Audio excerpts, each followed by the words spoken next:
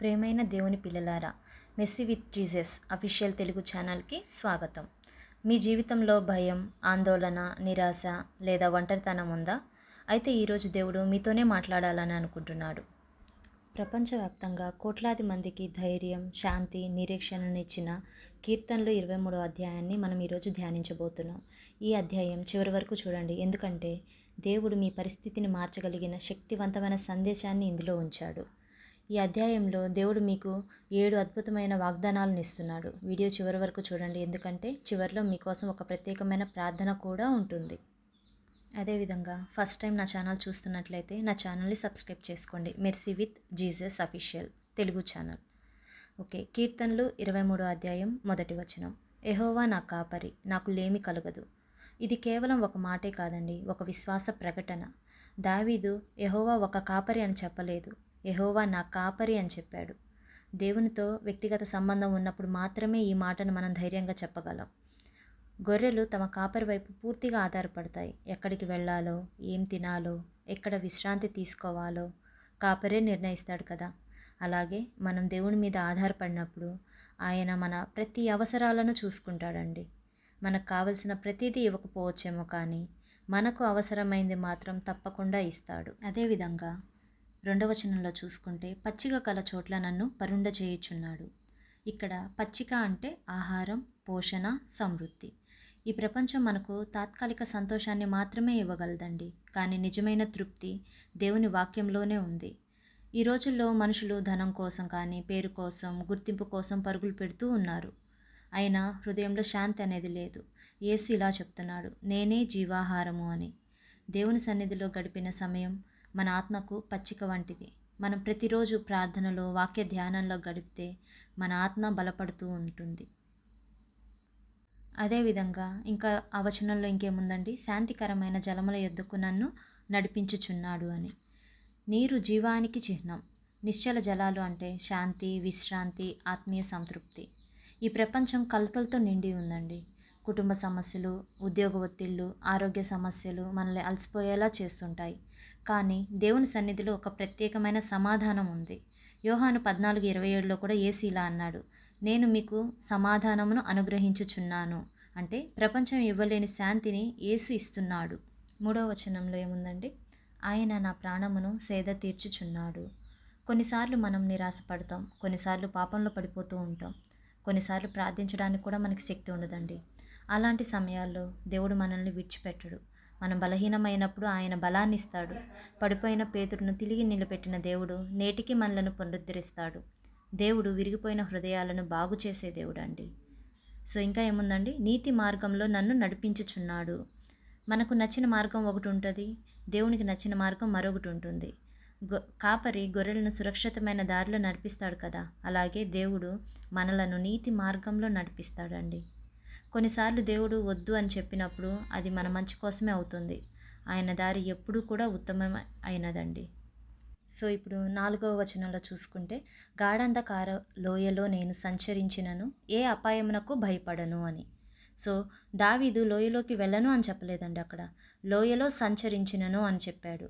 అంటే దేవుడు పిల్లలు కూడా కష్టాలను ఎదుర్కొంటూనే ఉంటారు. విశ్వాసులకు సమస్యలు రావని బైబిల్ ఎప్పుడూ చెప్పదు, కానీ సమస్యల మధ్యలో దేవుడు మనతో ఉంటాడు అనేసి చెప్తుంది. అనారోగ్యం రావచ్చు, ఆర్థిక ఇబ్బందులు రావచ్చు, మనుషులు విడిచిపెట్టవచ్చు మనల్ని, కానీ దేవుడు ఎప్పుడూ విడిచిపెట్టడండి మనల్ని మాత్రం. సో తర్వాత ఇంకేముందండి, నీవు నాకు తోడై ఉన్నావు అని. ఇది మొత్తం కీర్తనలో అత్యంత శక్తివంతమైన వాక్యం అండి. దేవుడు మనతో ఉన్నప్పుడు పరిస్థితులు మారకపోయినా మన ధైర్యం మారుతుంది.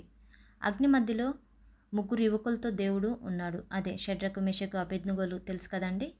సో అలాగే సింహాల గుహలో దానియేలుతో దేవుడు ఉన్నాడు. సముద్ర తుఫాన్లో శిష్యులతో కూడా యేసు ఉన్నాడు.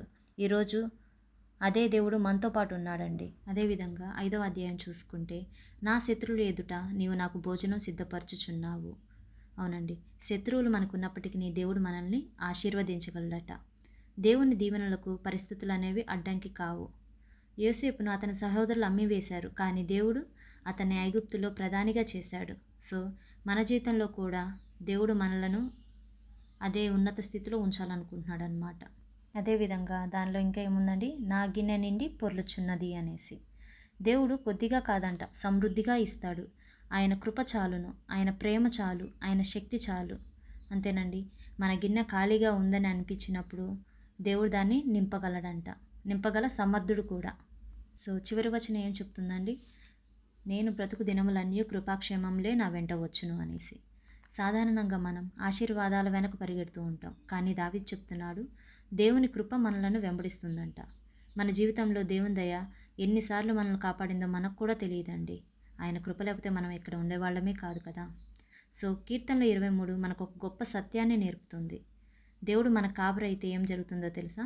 లేమిలో ఆయన పోషకుడు అవుతాడు, కష్టాల్లో ఆయన రక్షకుడు, అంధకారంలో ఆయనే వెలుగు, బలహీనతల్లో ఆయనే మన బలం, భవిష్యత్తులో ఆయనే నిరీక్షణ. కాబట్టి ఈరోజు మనందరం దావీదులాగా ధైర్యంగా ప్రకటిద్దాం, యెహోవా నా కాపరి, నాకు లేమి కలగదు అని. సో ఫస్ట్లో నేను చెప్పాను కదండి, 7 అద్భుతమైన వాగ్దానాలు ఉన్నాయని. అవేవో ఇప్పుడు చూద్దామా. 1, దేవుడు మనకు వ్యక్తిగత కాపరి. 2, దేవుడు మన ప్రతి అవసరాలను తీర్చగలడు. 3, దేవుడు మనకి శాంతినిస్తాడు. 4, మనం తప్పిపోయినప్పుడు తిరిగి నడిపిస్తాడండి మనల్ని. 5, కష్టకాలంలో మనతో పాటు ఉండే దేవుడు అన్నమాట. 6, శత్రువుల మధ్యలో కూడా ఆశీర్వదించే దేవుడు అండి. 7, జీవితాంతం తన కృపతో మనల్ని కాపాడుతూ ఉంటాడనమాట. నమ్మిన వారుంటే నాతో కలిసి ప్రార్థిస్తారా? ప్రార్థన. ప్రేమగల పరలోకపు తండ్రి, ఈ అద్భుతమైన కీర్తన 23 ద్వారా మాతో మాట్లాడినందుకు నీకు ధన్యవాదాలు, స్తోత్రాలు చెల్లించుకుంటున్నాను. నీవే మా కాపరివి, నీవే మా ఆశ్రయదుర్గం, నీవే మా రక్షకుడువు. ప్రభువా, ఈ సందేశాన్ని విన్న ప్రతి ఒక్కరిని నీ కృపాహస్తాలతో తాకండి. తండ్రి, ఈ సందేశాన్ని వింటున్న ప్రతి కుటుంబాన్ని ఆశీర్వదించండి. వారి జీవితాల్లో ఉన్న ప్రతి బాధను, ప్రతి కన్నీటిని, ప్రతి భారాన్ని నీ సన్నిధిలో ఉంచుతున్నాను. మరణ ఛాయగల లోయలో నడుస్తున్న వారికి ధైర్యాన్ని ఇవ్వండి. అనారోగ్యంతో బాధపడుతున్న వారికి స్వస్థతను అనుగ్రహించండి.